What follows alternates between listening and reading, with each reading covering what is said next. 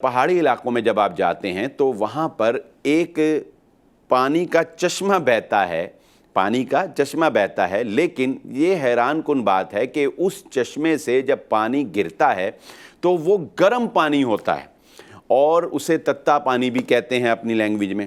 تو وہ پانی اتنا گرم ہوتا ہے کہ آپ اس میں ایک انڈا جو ہے وہ بوائل کر سکتے ہیں۔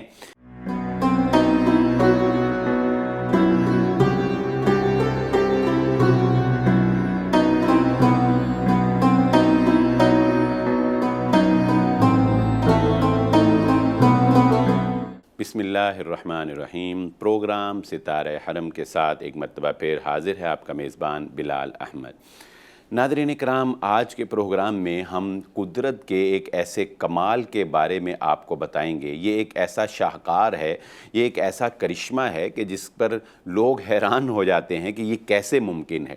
لیکن یاد رکھیں، اللہ رب العزت کی ذات بسا اوقات ہمیں کوئی کام اسباب کے تحت کر کے دکھاتی ہے، اور اللہ ہمیں یہ دکھانا چاہتا ہے کہ دیکھو، اسباب پیدا کرنے والی ذات بھی اللہ کی ذات ہے، اسباب کے تحت کام کرنے والا بھی اللہ ہے، اور بغیر اسباب کے جو کرنے پر قادر ہے وہ بھی اللہ ہے۔ تمہیں کریڈٹ جس ذات کو دینا ہے وہ کوئی اور نہیں ہے، وہ صرف اور صرف اللہ رب العزت کی ذات ہے۔ ہر کامیابی، ہر کارنامہ، ہر ایجاد، ہر دریافت کے پیچھے جس چیز نے پہلی مرتبہ عدم سے وجود بخشا، بدیع السماوات والارض جو ہے، وہ صرف اور صرف اللہ رب العزت کی ذات ہے۔ تم کتنی بھی ترقی کر جاؤ، انسان کتنی بھی ترقی کر جائے، وہ کسی چیز کو عدم سے وجود نہیں بخش سکتا۔ عدم سے وجود بخشنا یعنی پہلے کچھ تھا ہی نہیں، اور اس کو بغیر کسی سبب کے، بغیر کسی محرک کے پیچھے پیدا کرنے والی ذات وہ اللہ کی۔ ہاں، آگے انسان ہے جو اپنے علم سے، سائنس کا علم ہو یا کوئی اور علم ہو، اس علم سے اللہ کی پیدا کردہ چیزوں کو دریافت کرتا ہے، اللہ کی پیدا کردہ چیزوں کو استعمال کرتا ہے اور آگے راستے نکالتا ہے۔ میں اپنی بات کو ایک مثال سے واضح کرنا چاہوں گا، اور میں یہ آپ کو بتانا چاہوں گا کہ کیسے قدرت جو ہے وہ اپنے کمالات ہمیں دکھاتی ہے۔ کائنات کے اندر جا بجا اس کی مثالیں ہیں، مگر اگر ہم وطن عزیز پاکستان کی بات کریں، جس کو اللہ رب العزت نے جغرافیائی اعتبار سے مالا مال کیا ہے، یہاں پر موسم طرح طرح کے ہیں، یہاں پھل طرح طرح کے ہیں، اور یہاں پر میدانی علاقہ بھی ہے، یہاں پر پہاڑی علاقہ بھی ہے، یہاں دریا بھی ہیں، یہاں سمندر بھی ہے، یعنی جغرافیائی اعتبار سے اللہ رب العزت نے ایک بہترین علاقہ پاکستان کو جو ہے وہ عطا کیا ہے۔ تو جب ہم جاتے ہیں، ہم اپنے پہاڑی علاقہ جات یا شمالی علاقہ جات میں، تو وہاں پر ایک پہاڑوں کے اندر سے، ناظرین کرام، یہ بات یعنی یہ قدرت ہے، یہ قدرت کا شاہکار ہے، اور قدرت کیسے کرتی ہے یہ میں آپ کے سامنے رکھنا چاہوں گا۔ بہت سے لوگ اس حقیقت سے آگاہ نہیں ہوں گے۔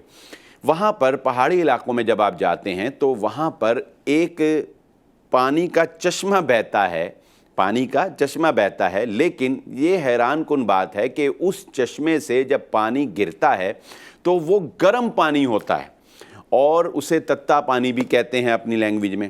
تو وہ پانی اتنا گرم ہوتا ہے کہ آپ اس میں ایک انڈا جو ہے وہ بوائل کر سکتے ہیں۔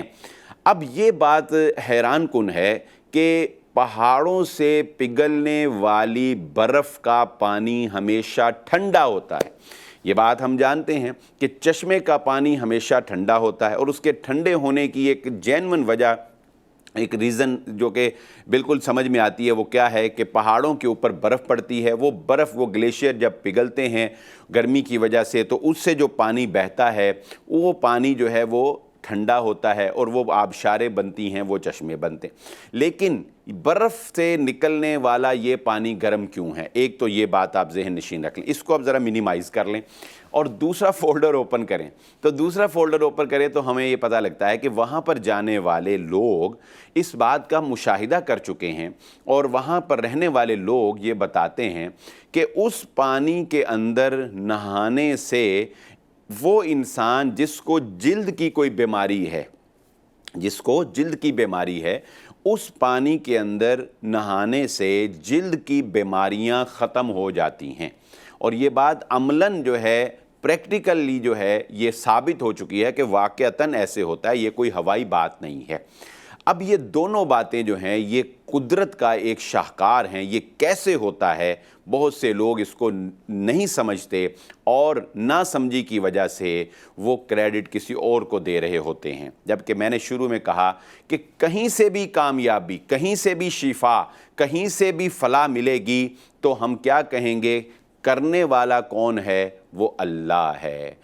حرف آخر جس پر جا کر بات ختم ہوگی وہ صرف اور صرف اللہ کی ذات ہے، کوئی اور ہو ہی نہیں سکتا۔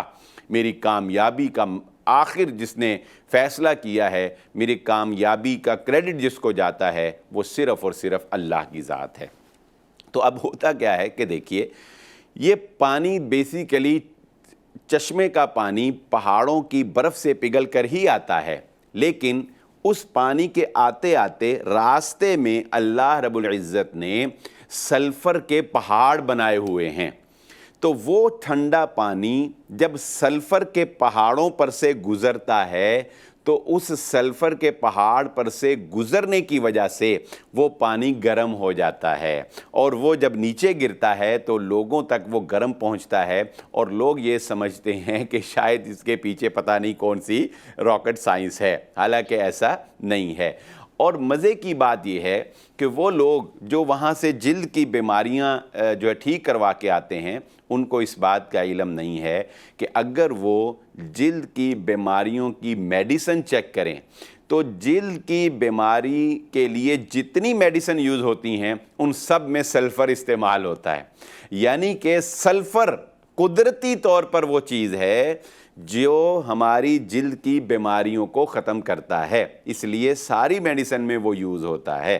تو دونوں فیکٹ جو ہیں ان کے پیچھے کون ہے؟ اللہ ہے۔ یہ اللہ رب العزت نے کائنات کے اندر ایسی مثالیں دے کر ہمیں یہ بات سمجھائی ہے کہ وہ اللہ ہے جو خفیہ طور پر اسباب پیدا کرتا ہے۔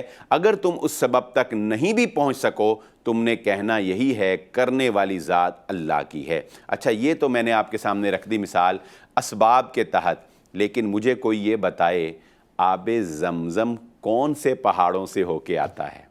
آب زمزم کسی سلفر کے پہاڑ سے نہیں گزرتا، لیکن بغیر کسی سبب کے اللہ رب العزت نے آب زمزم میں شفا رکھ دی ہے۔ وہ یہ بتانا چاہتا ہے میں اسباب کے تحت بھی کام کر سکتا ہوں، اسباب کے بغیر بھی کام کرنے والی ذات صرف اور صرف اللہ کی ذات ہے۔ اسی کے ساتھ پروگرام ستارہ حرم کا وقت ختم ہوا چاہتا ہے۔ اپنے میزبان بلال احمد کو اجازت دیجیے۔ اللہ حافظ۔